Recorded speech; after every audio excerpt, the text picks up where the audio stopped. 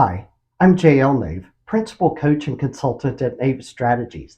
Welcome back to another quick tip video where I share practical advice to help small and mid-sized arts and cultural organizations thrive. Don't forget to like, share, and comment below. Your feedback fuels our growth. This video is the first in our series on using data to budget revenue. Today, we're tackling a common budgeting approach for subscriptions that might sound familiar, calculating a certain percentage increase on the current year's subscription revenue. But here's the big question: how often has this method reflected reality? There is a better way to budget subscription revenue. Let's dive in and explore a more data-driven approach.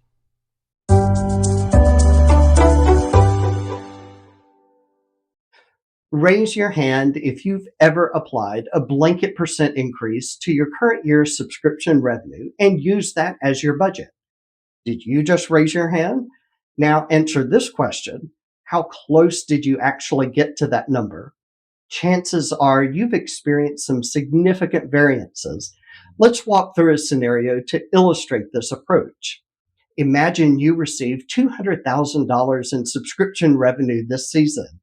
You think you could increase that amount, let's say 10% next season, so you budget $220,000 in subscription revenue. On what are you basing that increase? Will subscription prices increase 10% next year, or will you sell 10% more subscription packages at the same price? And if you're going to sell 10% more packages, what are you going to do differently to achieve that growth? By the way, how many more packages will you have to sell? It's easy to see how this approach to budgeting creates many more questions than answers.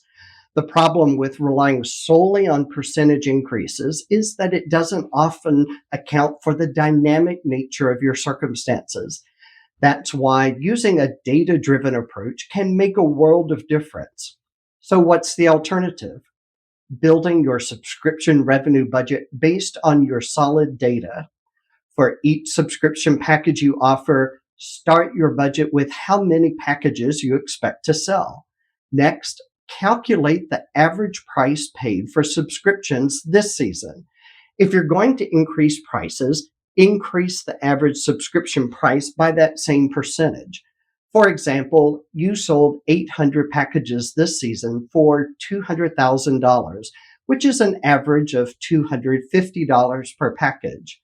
Let's suppose subscription packages have been increasing about 3% a season, and you're planning a 2% increase in prices.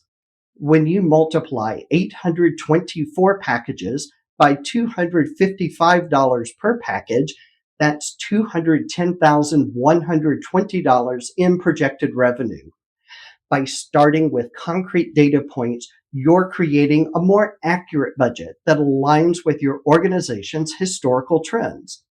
By the way, to achieve $220,000 in subscription revenue with a 2% price increase, you would need to sell 863 packages, an increase of 8% over the current season.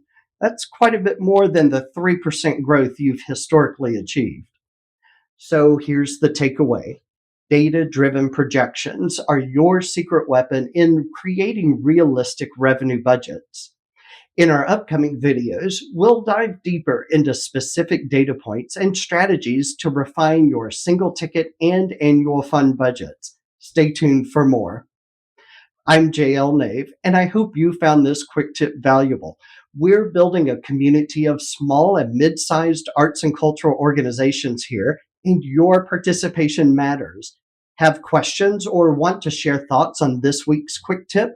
Connect with me on LinkedIn or drop me an email. I'd love to hear from you. Let's engage and learn together. For more quick tips delivered straight to your inbox, visit navestrategies.com, scroll to the bottom of the homepage, and submit the form. Thanks for watching, and I'll see you in the next video.